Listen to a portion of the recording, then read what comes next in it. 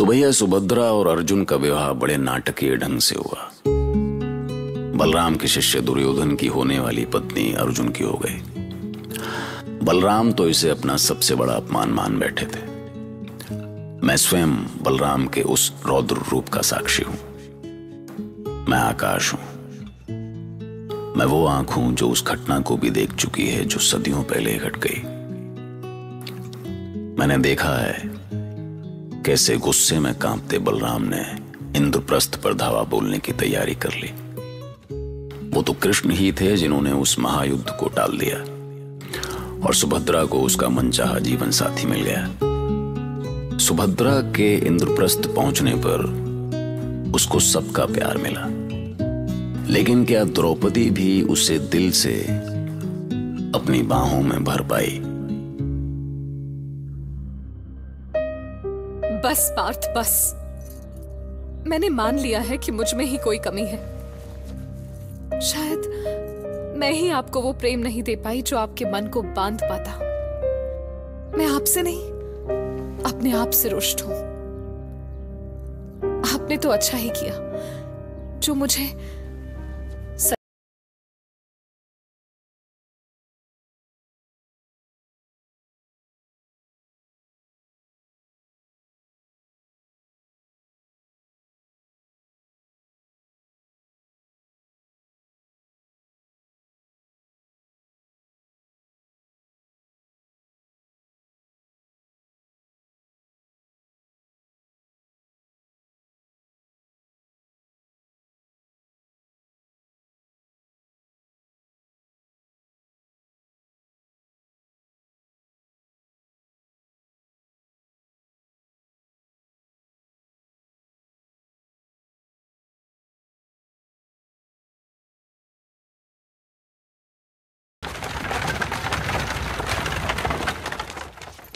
राजमाता, द्वारका से श्री कृष्ण आए हैं।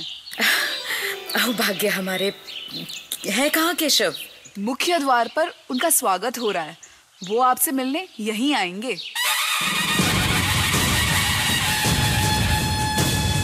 द्वारकाधीश कृष्ण की, द्वारकाधीश कृष्ण की। आप सब हमें इतना महान न बनाएं। हम दोनों भाई यहाँ अतिथि के रूप में नहीं, परिवार के सदस्य के रूप में आए हैं। कृष्ण, पहले हम बुआ से मिलेंगे, फिर कहीं और। हाँ दाऊ, चलिए।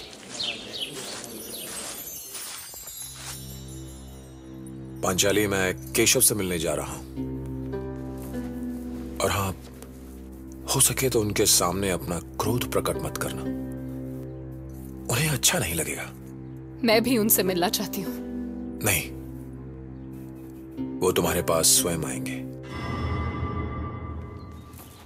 उद्धव, तुम भी चलकर विश्राम करो।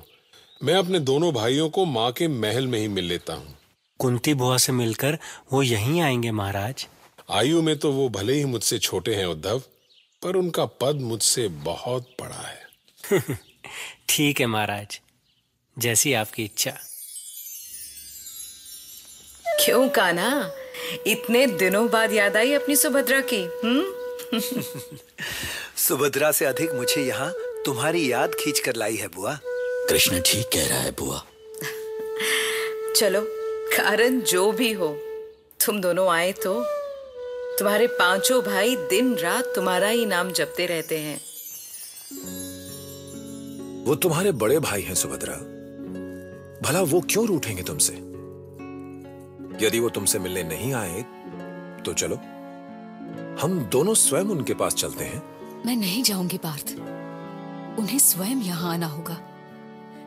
देखती हूँ वो कब तक नहीं आते। मेरी स्थिति तो समझो सुभद्रा। इधर तुम अपने भाइयों से रूठी हुई हो, उधर पांचाली मुझसे रूठी है। क्या सोचेंगे कृष्ण?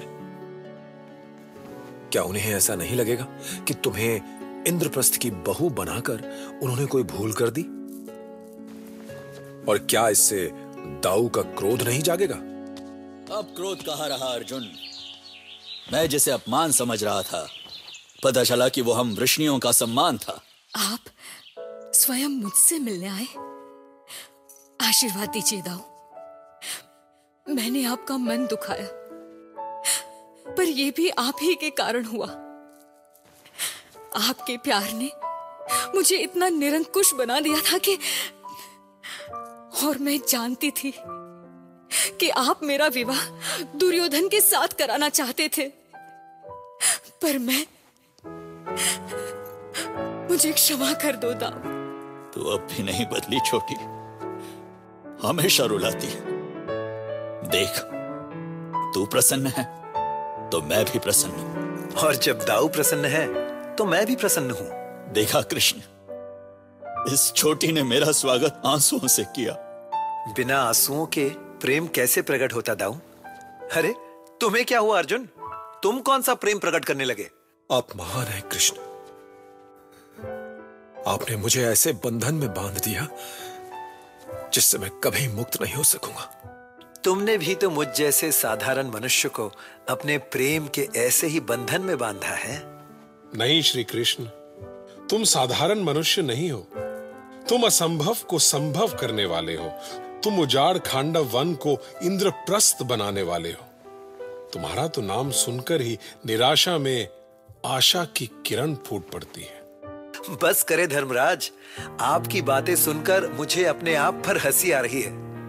मैं स्वयं को जितना जानता हूं उससे अधिक आप मुझे कैसे समझ पाएंगे? क्या था कि सारे पांडव तो कृष्ण के भक्त जैसे थे ही, इसीलिए सबने उनकी प्रशंसा में कुछ ना कुछ कहा। होता ना ऐसे, मतलब कि वाह वाह वाह। पर द्रौपदी तो कृष्ण की सखा थी, इसीलिए वो कृष्ण से झगड़ सकती थी। माणिक अपना मोल क्या जाने माधव, मैंने तो आपकी शक्ति का साक्षात अनुभव किया है। आप कहीं भी होते हैं, मेरी पुकार आपके पास पहुंच ही जाती है। कितनी बार आप ना होकर भी मेरे सामने होते हैं। तुम बहुत भोली हो पांचाली। अरे मैं तो बस यही प्रयास करता हूं कि संसार में सभी प्राणी सुखी रहें, सही राह पर चले और कोई किसी को कष्ट न दे।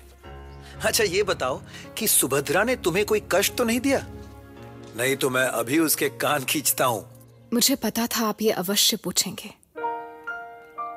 सुभद्रा आपकी छाया है केशव, बहुत प्यारी है, इतनी भोली, इतनी सरल और कोमल, इतनी कि वो किसी को कष्ट नहीं दे सकती। यहां पहुंचते ही सबसे पहले वो स्वयं मुझसे मिलने आई। कौन हो तुम? आपकी दासी। आपकी छत्र छाया में रहकर मुझे खुशी होगी महारानी। दासी? सच बताओ, कौन हो तुम? मैं केशव की लाडली। क्या तुम सुभद्रा हो? हाँ देवी पांचाली, मैं आपके माधव की छोटी बहन सुभद्रा ही हूँ। ओहो, क्षमा करना, मैं तुम्हें पहचान ही नहीं सकी। अरे रे, तुम्हारा स्थान तो मेरे हृदय में है सुभद्रा।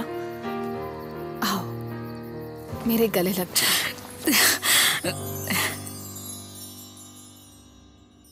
वो जिस आत्मीयता से मेरे हृदय से लगी, उसे मैं कभी नहीं भूल पाऊंगी माधव। पर मैं आपके सखा अर्जुन को सदा उलाह ना दूंगी, क्योंकि उन्होंने 3 विवाह करके मेरे प्रेम पर प्रश्न चिन्ह लगा दिया है। अरे नहीं पांचाली, ये बात गलत है। धनंजय ने सबके प्रेम का मान रखा है।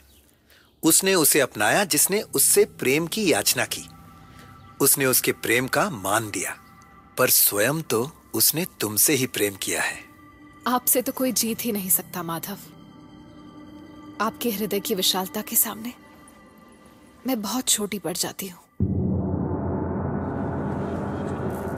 महाराज युधिष्ठिर, इंद्रप्रस्थ के सभासदों, हम सब ने मिलकर ये इंद्रप्रस्थ बसाया। विशाल भवन, अध्ययनशालाएं, शस्त्रागार और सेना बनाई। पर क्या हमने शत्रुओं का सामना करने की रणनीति तैयार की? क्या हमने राज्य विस्तार पर विचार किया?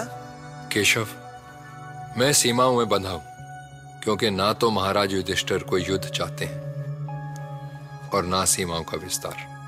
क्योंकि इंद्रप्रस्थ पर कभी कोई संकट नहीं आया केशव। किसी ने हमें चुनौती नहीं दी, तो क्यों ना शांति से रहें। शांति के लिए भी युद्ध की आवश्यकता होती है धर्मराज। जिसे आप शांति कह रहे हैं, उसी में अशांति के बीज दबे हुए हैं। हमारे शत्रु कभी शांत नहीं बैठे। हस्तिनापुर के गुप्तचर आज भी इंद्रप्रस्थ में बैठे, किंतु अभी तक तो ऐसी कोई घटना नहीं हुई कि संकट बताकर नहीं आता धर्मराज। और मैं जिस शांति यज्ञ की बात कर रहा हूं, उसका अर्थ राजसूय यज्ञ ही था। मल्टीटास्किंग जानते हो ना?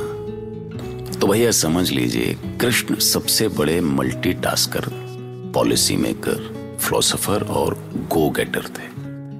जहां तक पांडवों का दिमाग नहीं पहुंच रहा था, कृष्ण उससे बहुत आगे की सोच रहे थे।